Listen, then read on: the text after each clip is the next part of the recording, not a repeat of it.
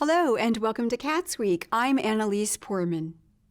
The committee members discussed their vision for a new facility during the June 1st Monroe County Criminal Justice Response Committee meeting. Commissioner Lee Jones mentioned that changing the name of the jail could help in carrying out their vision. Maybe we should come up with a new name. Yeah. And I start thinking, what if you didn't have it named Correctional Center? What if it was named something else? Would you think differently about it? Would you build it differently? Yeah. If it were the Center for Equity and Justice, would it look different? Would you design it differently than if it's like, oh, I'm building a jail? Committee member Jennifer Crossley said she agreed with the name change and that she hopes the committee will help redefine criminal justice. From our lens as commissioner or counselors or as the legal aspect of the county, we look at it from that particular lens, when in actuality, it's us, we're, a small part of the community, and we should be looking at community input in this as well. And I think that when you look at the criminal justice system, I think if we look at it in a different way, then maybe we will think in terms of, programs and how to build it instead of this big place that we will build just to house all the bad people. Mm-hmm. That's where it has gone. But if we change that mindset of this is what this is, because in actuality, we don't want people to be a part of this. We don't want them to be repeat offenders in it. But instead, how can we rehabilitate people into society so that they don't come back? Yeah. So I think that's really important, and I do like the idea of changing the name. The committee agreed to discuss actionable steps to develop a more equitable criminal justice response at their June 22nd meeting. On June 1st, at the Monroe County Commissioners meeting, County Attorney Jeff Cockrell said that the county has received complaints about a camp where people experiencing homelessness have settled. He said that they are going to evict the individuals and clean the property up. This issue has occurred. We received numerous complaints about a homeless encampment on one of the county properties. We have followed our code and our requirements under that code to give them notice to remove. And then that deadline will be tomorrow at noon. And then after that, we have some work ahead of us to get the area cleaned up. We walked the site yesterday. I walked it with the Sheriff's Department, Highway Department, Emergency Management Department, and Solid Waste Department. And there was a lot more there than we had expected or anticipated. And so this is an agreement to help make sure that we can get that property into a sanitary state as soon as we can. They expect it will take up to 5 days to accomplish that. And that is with the help of our Highway Department, and Toby Turner working with Toby Turner. So we think we can accomplish that, and hopefully get this done by the end of the weekend. But it could potentially go into Monday. Commissioner Julie Thomas commented that it is a difficult situation, but that they have to keep everyone safe. The commissioners approved the contract with BioOne Indianapolis to clean up the encampment. And we'll have more CATSweek after this message. For hurting families in Monroe County. A contribution to children who are vulnerable and in need of an advocate. A staff that goes above and beyond to support and advocate for children in need of services. The web of remarkable people who are dealing with difficult situations. So many young people that are in need of help and trying to find a stable family, a stable place to live. Without the CASAs to make that happen, many of them would be unable to find a good home. I love being that voice for the child who can't speak for themselves in court. It takes me out of my comfort zone, and it also helps others. CASA means supporting our community. Being a CASA is making sure that your village is healthy and whole, and that the children in your village will someday be able to help the village as well. A child who doesn't have a voice, maybe in their family situation or a school situation, now has a voice that can advocate for them. I really enjoy working with children that are going through difficult times and letting them know that I care about their future. We are privileged with our charge of representing the best interest of children. And so therefore we can advocate for exactly what they need without restriction, focusing on their best interest. I want to repair the world one child at a time. Welcome back to CATSweek.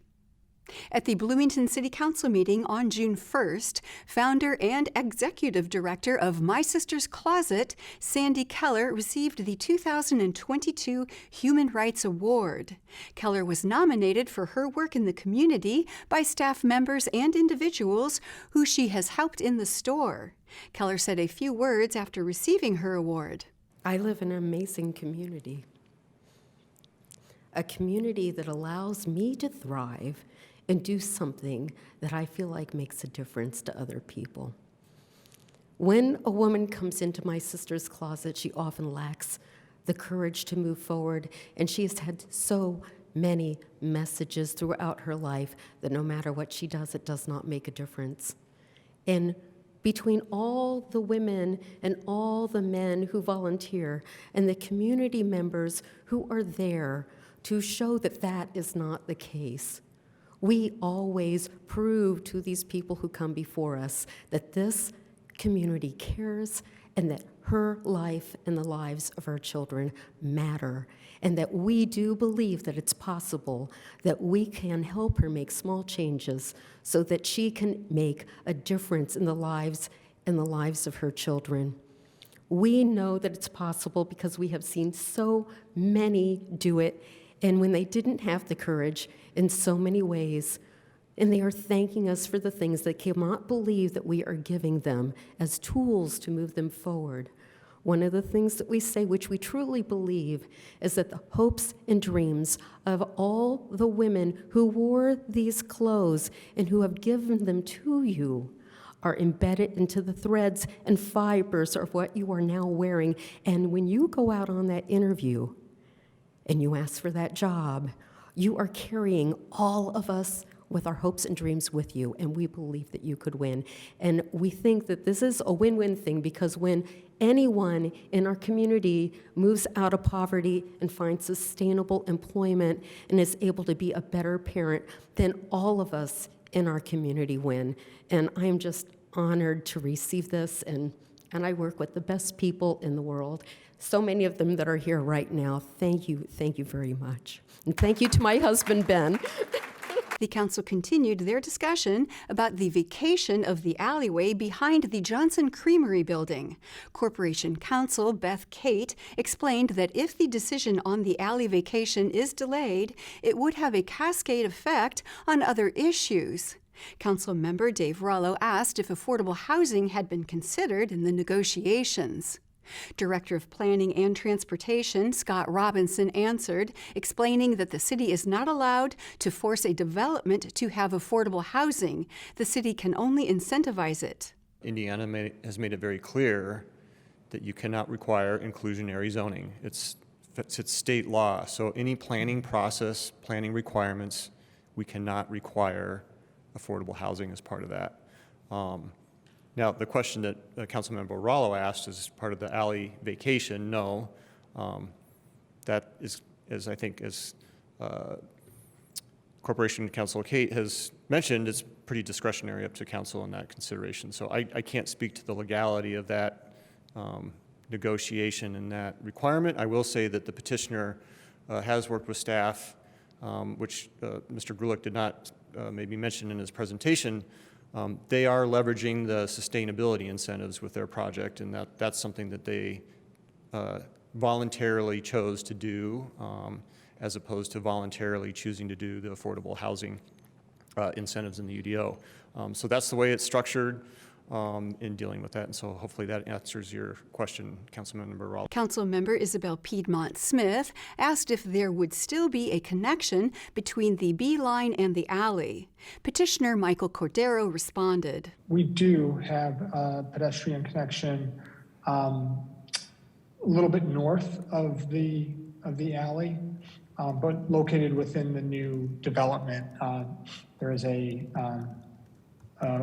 sidewalk or walkway that would connect to basically right up to the beeline. I don't think we quite touch it because it brings in a new set of areas or of complications, but goes right up to it and then connects to 8th. During public comment, Bloomington resident Greg Alexander said that although he does not support peerless development, he does want to have more housing options in Bloomington. I hate Kroger for 2 reasons: how they treat their customers and how they treat their staff. They're just here to make a buck. They don't give a crap about Bloomington. They don't care about us. But don't get me wrong, I go twice a week. I've given them $20,000 in the last 15 years. I need Kroger. They're here to make a buck by providing an essential service.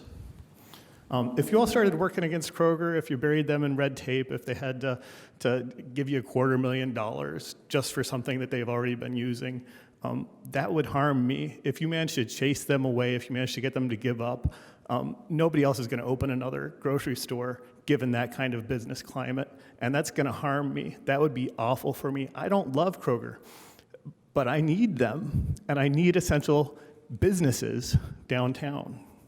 So I've been asked, why do I have sympathy for Peerless? And the answer is I don't. They can jump in a lake. I don't care. But they're here to make a buck by providing an essential service. And if they came to this city and said, I want to turn housing for cars into housing for people, that is something I want to see happen. It's something our plans say you guys want to see happen. Why did you vote for the UDO if you didn't believe in it? So, the alley should be considered on its transportation and accessibility merits. Will we ever use that right of way? Will we ever demolish that smokestack, connect it through the beeline? The same alley runs through the parking lot right here. Are we going to clear a path through the parking lot? Obviously not. That's already been discussed. So we're perfectly fine with letting the alley be blocked, as long as it's blocked by private parking and a useless smokestack that's just nothing but a hazard and a toxic dump. But if we were to block that alley with housing, oh my goodness, stop the presses. Vacate the alley without conditions. Don't let historic preservation add arbitrary costs to housing development. Don't burden the future tenants with that cost. Let them build 77 bedrooms in our walkable downtown. Thank you for your time. The council voted to postpone their decision until June 15th or until Peerless Development receives a response from their title company. And we'll have more CATSweek after this message.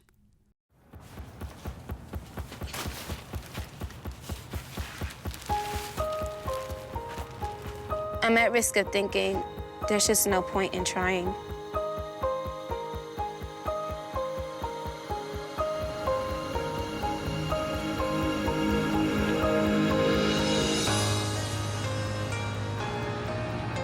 I'm at risk of looking in the mirror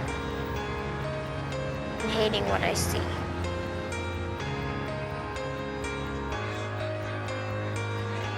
I'm at risk of regretting what I do, just to join the crowd.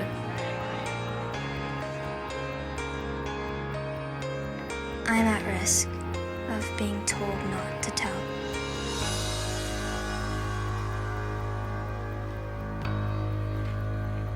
And you would never know it by looking at me. But with Girls Inc. in my corner, there for me every day, believing in me, showing me what's possible, I can be strong enough to respect myself and my body, to say I can rather than I can't, to say no with no apology, to be a leader, to finish school, to own my future, to break the cycle. Girls Inc. believes every girl can succeed. That's why the trained professionals of Girls Inc. are there for our girls every day, supporting, mentoring, and guiding them in a safe, girls-only environment. Building bonds that last for years and change that lasts a lifetime. Girls Inc. gives girls the tools they need to boldly face challenges, to resist peer pressure, to be the first in their families to go to college, to beat the odds.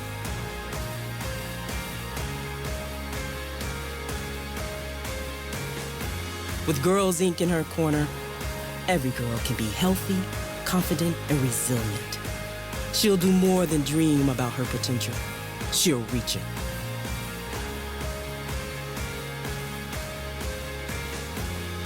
With you in my corner.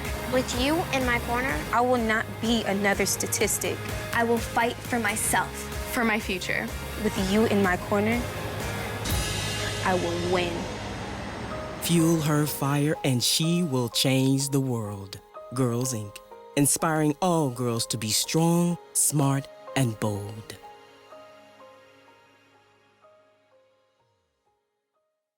Welcome back to CATSweek.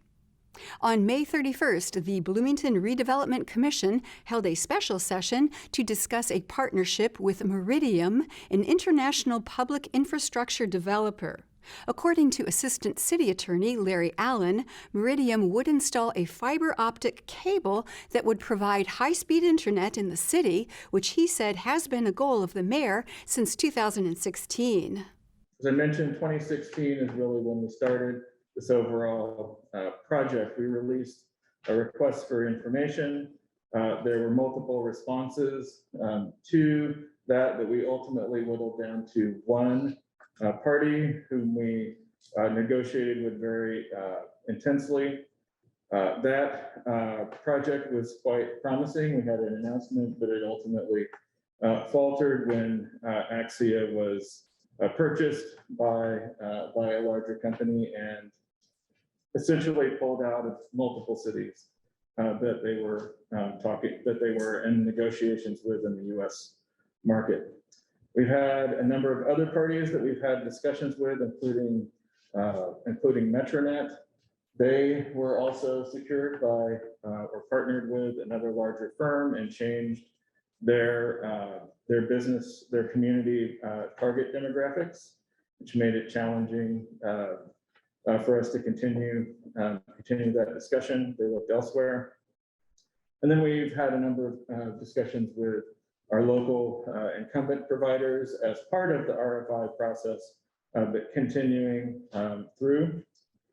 And then, of course, COVID-19 arrived in 2020, and we realized that the things that we had been talking about all the way back in 2016 were incredibly important, and we still weren't where we needed to be. Allen said that Meridiam would build a gigabit speed fiber optic network, and the city would create a tax increment financing district, otherwise called a TIF district, named the, quote, Bloomington Meridiam Economic Development Area, unquote. Allen explained why the TIF district would be necessary for the project. So why is it a TIF for this project? First of all, it wouldn't happen without it. The finances being so tight, but we consider the benefits to be substantial. There's no tax increase to the public by virtue of adopting this TIF, and there's no funding drop for other taxing units because of this. It wouldn't happen without the TIF, thus 0 equals 0. But there will be new revenue in the community to multiple taxing units through employment and other taxes by virtue of operating the business that they intend. And then one of the things about this is we felt that this process gives transparency. It passes through multiple public boards. This is a big investment, a big partnership, and we want to make sure that we are as transparent as possible about this process. We're seeking, this gives us visibility into the tax revenue. It comes in and then it's rebated back. So we see that, and then we will be capturing 5% of the costs for administrative overhead of the TIF and TIF district. The Plan Commission and the City Council will hear the presentation and vote on the contract at a future date. And that is all for CATSweek. Thank you for joining us. For CATS and WFHB, I'm Annalise Poorman.